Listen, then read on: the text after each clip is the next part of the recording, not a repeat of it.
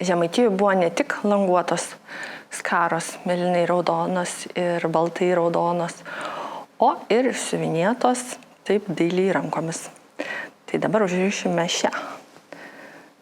Sudedam kampukus, lenkiam trikampiu. Čia yra mūsų geroji pusė, čia yra blogoji.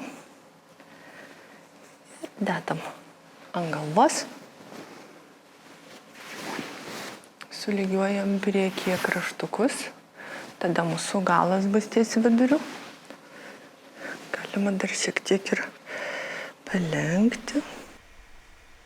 Ir dabar gale surišam mazgą po apačią. Surenkam skarelės kampus.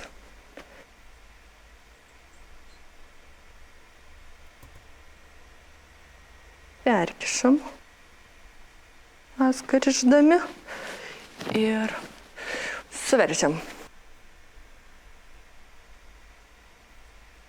Šitą pastumį į šoną, čia užtraukiam, čia pasitikrinam. Tada pasižiūrim, ar mūsų galas tiesiai susirišo, ar siuvinėjimas ten, kur ir turi būti tiesi viduriu. Kas atrodo gerai. Ir viskas.